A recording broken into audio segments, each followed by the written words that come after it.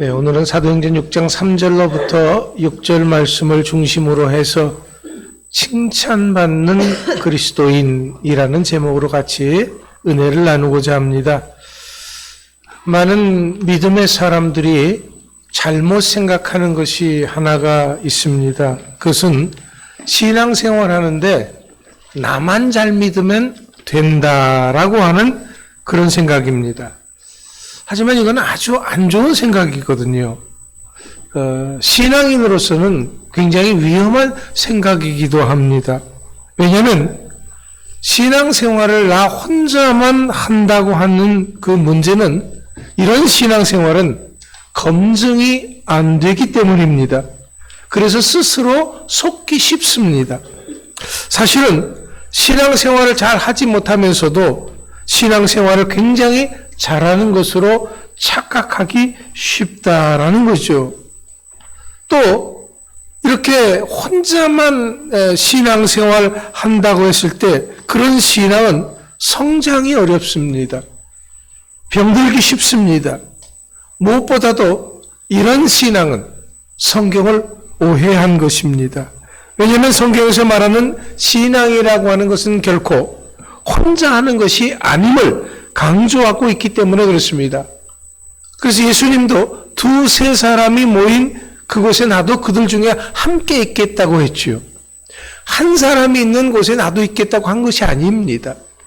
모임을 강조하고 있거든요. 바울 역시 마지막 때일수록 모이는 것을 피하는 그 어떤 사람들의 습관과 같이 하지 말고 모이기를 힘쓰라라고 이렇게 모이는 것에 대해서 강조를 하고 있습니다. 신앙생활은 혼자 하는 것이 아니고 함께 하는 것이다라는 거지요. 만약에 신앙생활을 혼자 하는 것이 좋을 것 같았으면은 우리 주님께서 핏값으로 교회를 세우지 않으셨을 겁니다. 사탄은 우리들이 모이는 꼴을 못 봅니다. 모이면 우리 믿음의 사람들이 모이면 뭐 합니까? 기도하는 소리가 커진다라는 거예요. 그럼 신앙이 뜨거워집니다. 모이면 서로 간에 활력이 됩니다. 모이면 생명의 역사가 있다라는 거지요. 그래서 사탄은 어떻게 해서든지 성도들을 각기전투 혼자 떨어뜨려 놓는다는 겁니다. 왜? 그래야 공격하기가 쉬운 겁니다. 혼자 하는 신앙생활은 결국 사탄의 손아귀에 있는 것이나 마찬가지 결과를 초래하게 되는 것이다 라는 거지요. 하지만 분명한 것은 신앙은 공동체적인 것이다 라는 겁니다. 그래서 성경은 우리는 예수 그리스도를 머리로 하고 우리는 몸이다라는 거죠. 또 우리 모든 사람들은 지치다라고 이렇게 말하고 있습니다. 뿐만 아니라 오늘 본문 말씀에서처럼 칭찬을 강조합니다. 그런데도 불구하고 신앙생활은 하나님만 바라보고 하나님께 칭찬받는 것이지 사람에게 칭찬받는 것이 뭐가 필요하겠느냐? 라고 하는 분이 계십니다. 이것은 성경을 잘못하는 거죠. 분명히 우리 성경이 1.1핵이라도 틀림없는 성경이 그럼 잘못된 거나 마찬가지거든요. 왜냐하면 성경은 특별히 이 신약 성경에서는 신앙에 대해서 말을 할 때 칭찬받는 것을 강조하고 있기 때문에 그렇습니다. 특히 하나님의 일을 하는 사람들일수록 칭찬이 필요하다라고 하고 있습니다. 오늘 본문 내용은 어떤 내용입니까? 초대 예루살렘 교회에서 이제 처음으로 일꾼을 세우는 장면입니다. 예루살렘 교회의 급작스러운 그런 부흥으로 인해서 문제들이 생겨나기 시작을 했습니다. 그래서 사도들은 기도와 말씀 전하는 일에 더욱 전념하고자 교회의 일꾼들을 세우게 된 것입니다. 그런데 이런 일꾼들을 세움에 있어서 먼저 선제 조건이 있었습니다. 그 선제 조건이 뭐냐 하면은 본문 3절 말씀처럼 성령과 지혜가 충만하여 칭찬받는 사람이라고 했습니다. 그러니까 하나님의 사람들은 하나님에게도 인정받지만은 사람들에게도 인정받아야 한다라는 거지요. 칭찬받아야 한다라는 겁니다. 왜냐하면 이것은 지극히 정상적인 것입니다. 그런데도 불구하고 사람에게 칭찬받으려 해서는 안 된다고 말씀하시는 분이 계십니다. 물론 사람에게 인정받으려고 잘 보이려고 아부하는 그런 신앙을 의미하는 것은 아닙니다. 하지만 칭찬을 염두에 두고 행한 것이 아님에도 불구하고 사람들에게 인정받고 칭찬받는 것은 당연한 것이다라는 거죠. 내가 이렇게 했으니 칭찬해 주세요 한 것이 아니라 그런 것을 염두에 두지 않고 내가 뭔가 열심히 했는데 사람들이 그걸 인정을 하고 칭찬해 주는 것, 이건 당연한 것이다라는 거예요. 그럼 이런 사람이 되기 위해서 우리가 어떻게 해야 됩니까? 먼저 성령이 충만해야 된다라고 말하고 있습니다. 바울은 성령이 충만하다고 하는 이 말의 뜻은요, 어떤 사람이 하나님께 온전히 굴복하는 것을 의미합니다. 성령이 충만하다 하는 것은 성령이 가득 우리에게 채워진다라는 것이 아니라 내가 내 의지, 내 모든 생각, 내 모든 것들이 다 하나님께 굴복한다라는 거예요. 성령의 역사로 하나님의 일이 그 사람의 삶에 성취될 수 있을 때 그 상태를 표현하기 위해서 충만이라는 말을 사용한 것입니다. 그러니까 우리가 성령으로 충만하면은 우리 삶의 모든 면에서 우리는 우리를 변화시키는 그분의 능력이 역사하게 된다라는 거지요. 그 결과 우리의 행위와 우리의 언어와 우리의 사고는 예수님을 드러내게 되는 것입니다. 그러니까 성령 충만한 사람은 자기를 드러내는 것이 아니라 충만한 그 성령님의 역사를 드러내게 된다라는 거지요. 그러니까 성령 충만은 다른 것이 아니라 예수님의 은혜로 충만한 것입니다. 내 안의 사실은 주님을 드러내는 것이죠. 자, 우리가 지난 시간에도 말씀을 드린 것이 뭐였냐 그러면은 우리는 예수님을 주인으로 모신 종이다라는 거죠. 내 안에 예수님이 주인이 되셔야 된다라는 거예요. 그럼 우리의 주인이 예수님이시니까 그 주인 되신 예수님을 우리 삶 속에서 드러내는 것, 이것이 성령 충만한 것이다라는 겁니다. 칭찬받는 믿음의 사람들이 가장 먼저 염두에 두고 해야 할 것이 바로 성령 충만인 것입니다. 그 다음에는 지혜 충만입니다. 이 지혜 충만이라고 하는 것은 당시 교회의 행정이나 사무 처리를 위해서 필요한 지혜를 의미하기도 하지만은 포괄적으로는 우리의 삶에 있어서 생활에 있어서 전반적인 그런 지혜들까지도 다 포함하는 것입니다. 그러니까 지혜 충만은 성령 충만함이 있을 때 자연스럽게 나타나는 현상이기도 하다라는 거죠. 왜냐면요, 우리가 하나님의 일을 뭔가 열심히 하려고 그러면은요, 하나님께서는 그 일을 열심히 할 수 있도록 힘과 능력을 주신다라는 거죠. 그러니까 내가 하나님의 일을 뭔가 열심히 하려고 그러면은 그것을 감당할 수 있는 지혜를 주신다라는 그런 말이 되는 것입니다. 그러니까 이 믿음의 사람들이 지혜가 있다고 하는 것은요, 성령 충만한 증거다라는 거지요. 이거는 배움과는 상관이 없습니다. 배움과는 상관이 없습니다. 얼마나 많이 배워야지 지혜가 있다, 그게 아니에요. 신앙생활을 잘하면, 성령이 충만하면 그 사람의 삶은 지혜가 있는 삶이 된다라는 거지요. 말 한마디 한마디가 참 들을 만한 말이 되어진다라는 것입니다. 바로 이렇게 칭찬받는 믿음의 사람들은 지혜가 있는 사람들이다라는 거지요. 자, 무엇보다도 우리 칭찬받는 사람들, 우리 다 그런 사람이 되어야 되거든요. 지혜가 충만하고 성령이 충만해서 칭찬받아야 됩니다. 이 칭찬받다고 하는 이 말의 원래 뜻은 뭐냐 그러면요, 평판이 좋은 사람, 또 증명된 사람이라는 그런 의미가 있습니다. 교회 안에서 하나님의 일을 맡은 사람은 성령 충만한 결과로 나타나는 신앙 인격이 다른 사람들에게 모범이 되어져야 한다라는 거죠. 그러니까 우리가 하나님의 일을 행할 때, 성령이 충만할 때, 그러면서 다른 사람에게 손가락질 받는다 그러면은 그건 아니다라는 거지요. 아, 저 사람은 참 가까이 하고 싶은 사람이야. 정말 저 사람은 예수의 향기가 나는 사람이야. 라는 그런 인정을 받아야 된다라는 겁니다. 자, 우리는 증명된 틀림없는 믿음의 사람들을 되어져야 한다라는 거지요. 이게 칭찬받는 믿음의 사람들인 것입니다. 그럼 그런 사람들이 누가 있느냐? 사도행전 10장 22절에 보니까 이방인 고넬료라고 하는 사람이 칭찬받는 사람이었습니다.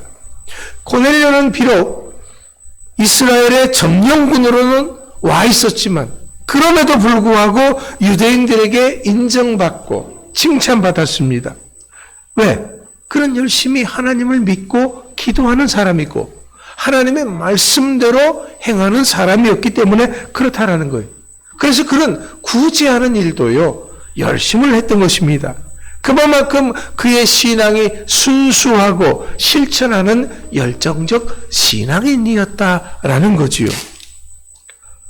두 번째는 사도행전 16장 2절의 말씀에 보면 디모데가 칭찬받는 신앙인이었습니다.